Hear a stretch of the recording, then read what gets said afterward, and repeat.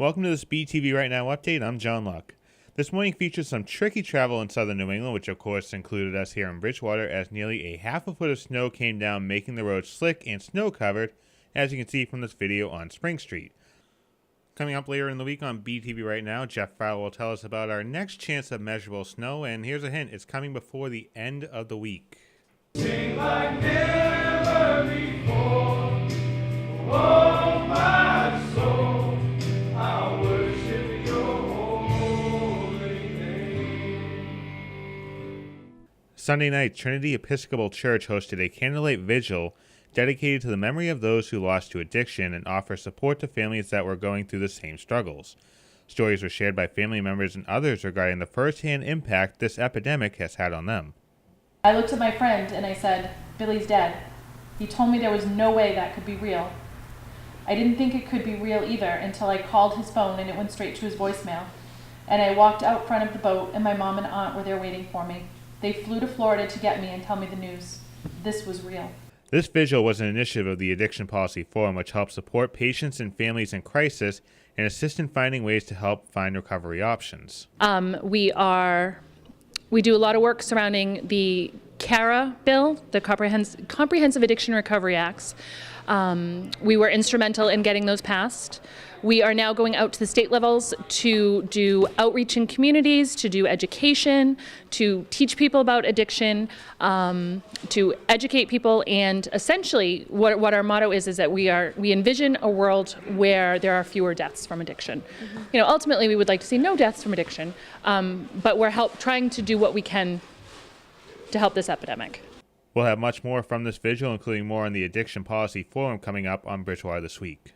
Turning to other news, a 21-year-old man was in Brockton District Court on Monday following his intoxicated tirade on Saturday. Ryan O'Connor of Milton was kicked out of the Meat King restaurant after taunting people inside the establishment. Now, after getting kicked out, O'Connor punched car windows and walked into Central Square, stopping traffic and asking drivers to, quote, hit him. O'Connor was arrested for disorderly conduct. Looking at your health today, years ago, if you were to suggest taking an entire day to sit on the couch and watch an entire season of a television show, it would sound crazy. But now, with today's technology, it's pretty common. Scott B. is a psychologist over at the Cleveland Clinic, and he says that we like to binge watch our favorite shows because it can actually provide our brains with a feel-good high. Our brain likes the chemical that's released. It's called dopamine. It's the feel-good chemical. Most pleasant activities release this brain chemical. And these streaming shows just can keep it alive. People can watch an entire season pretty quickly these days. Dr. B says that when we're upset by our own thoughts, we often use television shows to help pull us outside of that self-awareness. And where we used to have to wait a week to see the resolution to last week's cliffhanger, now we can get an instant gratification in just seconds. That said, Dr. B says there is a letdown when it's all said and done.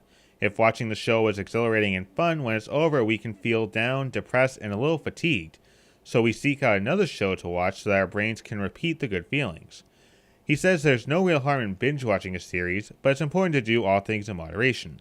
If you're doing it as a group activity or as a couple for fun, it's fine, but if it's getting in the way of physical and social activities and causing you to isolate yourself, it may be time for a break. Dr. B says it's good to set some ground rules before you click play. It's good to have limits before you start. If you say, I'm only going to watch this many episodes, or hey, I'm going to stop halfway through this episode so that I don't reach the cliffhanger, but I'm interested in coming back to it at some point. Really having rules before you start, like anything, is pretty smart. Dr. B says it can be fun to mentally step away from real life sometimes, but it's unhealthy to use television as a coping strategy for difficult states like stress, anxiety, and depression because it's not treating the problem directly.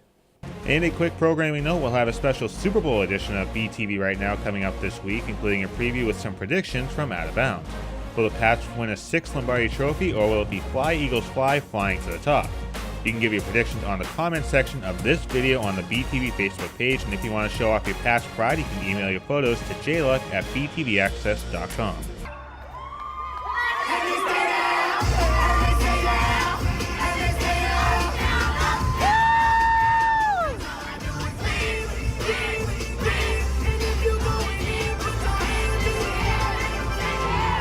Well, if you're singing along to DJ Khalid in a championship setting, then you're doing something right, and you can see here that Bridgewater Rainham High School cheerleaders are national champs.